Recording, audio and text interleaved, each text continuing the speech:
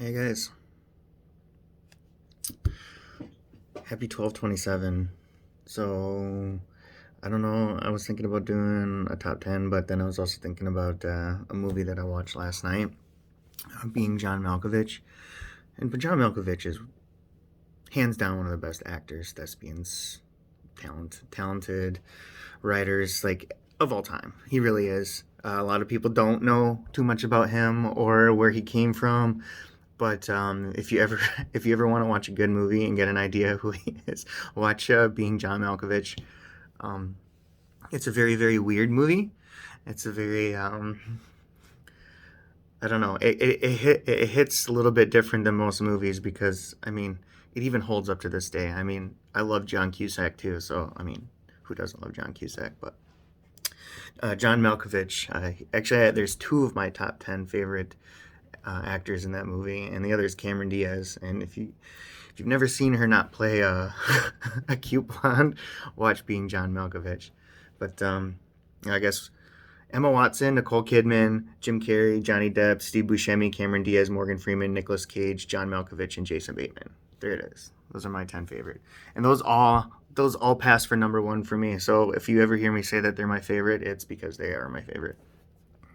Um, in order for them to be somebody to be a favorite actor, or it's not just how they portray character, it's not how they do a script, it's not how they read their lines, it's can they captivate you in every role they play. And you can't say you like Johnny Depp in one movie and then he just takes it away in another movie and you're just like I don't like him after that. Then that doesn't pull you into that character. And the whole idea, and I think the whole idea of a movie is just to escape for a little bit and to go inside another person or another, just be entertained by a story. I know CGI is mostly entertainment, but when I watch movies a little bit for all sorts of different things. And I can't ever tell you what my favorite movie is because I don't have one. I am so drawn to characters that I completely forget about the movie. A lot of time what's going on, or I'll be so stuck in this person's story that I'll be like, "Oh, did you see that?" And Cora will be like, "How did you even notice that? How did you recognize that?" I was like, "Well, because I think when I'm watching a movie, I'm thinking like that person. I get to not think like myself.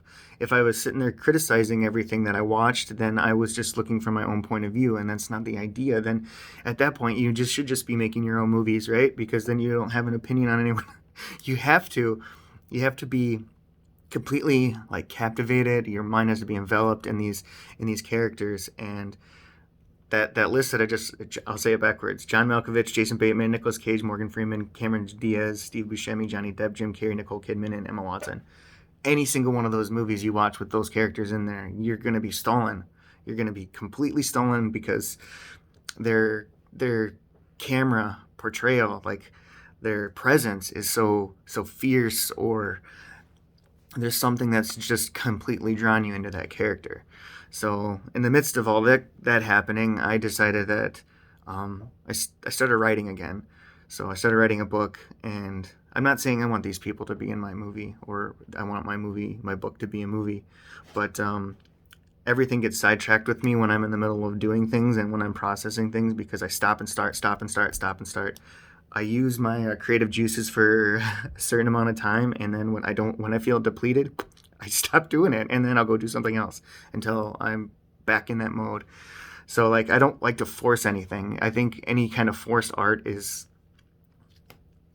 turns into a project, and it doesn't turn into that sense of release. It doesn't turn into that given point where you're trying to either convey a message or try to show somebody a different point of view or something like that. Like if I sit in front of a blank canvas and I stare at it for 20 minutes and that canvas doesn't speak to me and that canvas doesn't tell me to paint something, I'm not going to paint. I'm going to look at that canvas and be like, well, there has to be some inspiration. There has to be some sort of drive. Otherwise, it's not art. It's a project. I don't like people that do things for projects. That's why I think when you get into a creative mode, whatever mode that may be, if you get into creative mode, you need to use as much of that time and that creativity while you have it, because it's going to eventually go away. And you could be in the zone for like a day, you could be in the zone for a week, you could be in the zone for like a month. I'm sure there's people that have zones that last for like an entire years and years. Like Akira the Don, the guy doesn't ever leave his zone inhabitation, and that's why he just does nonstop stellar art and music. But all of that aside, I'm in the middle of writing a book, and it has to do with my childhood. So like, it's not really traumatizing, but you kind of get some understanding of who yourself like. Because I'm not one to look back. So looking back for me is actually like pulling me into some like thoughts or some things that I completely forgot about when I start writing. So like, they're like memories, just like it jogged up out of nowhere. I'd be like, I haven't thought about that in ever, 20, 30 years. And then all of a sudden, like here it is, like face to face with me again. So I don't know.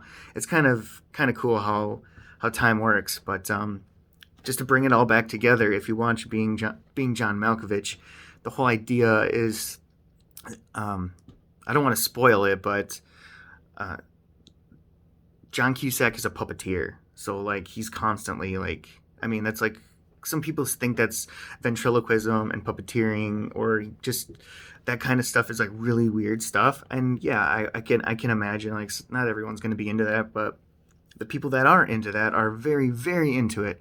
And there's Jeff Durham, like he's a brilliant comedian and he's obsessed with his puppets, but like he brings those puppets to life. He embodies those, and like he can make me laugh in some ways that like other people can't even make me laugh. So you got to watch Being John Malkovich, not just for the portrayal of John Malkovich or kind of figuring out who he is, or if you're in love with Cameron Diaz like I am, but just the whole idea of being somebody else. So like, yeah, uh, I'm not going to tell you about the premise. If you've seen it, you can go ahead and comment, or we can talk about it if you want. But it's a movie that should never have been forgotten. And I'm so glad I made Coral watch it last night, or I didn't make her watch it. I put it on. So yeah, that was just my little thing for today. I'm gonna get back to writing, but John Malkovich, being John Malkovich, keeps coming back in my head. Like, and I'm just like, man, that's a great, great movie, and it even holds to this day. It holds to this day.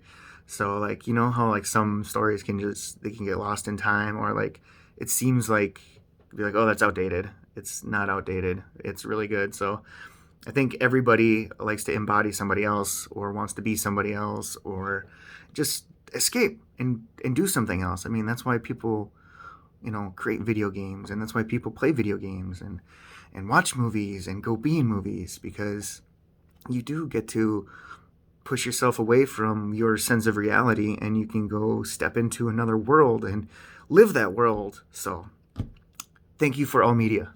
Thank you for all entertainment, especially John Malkovich.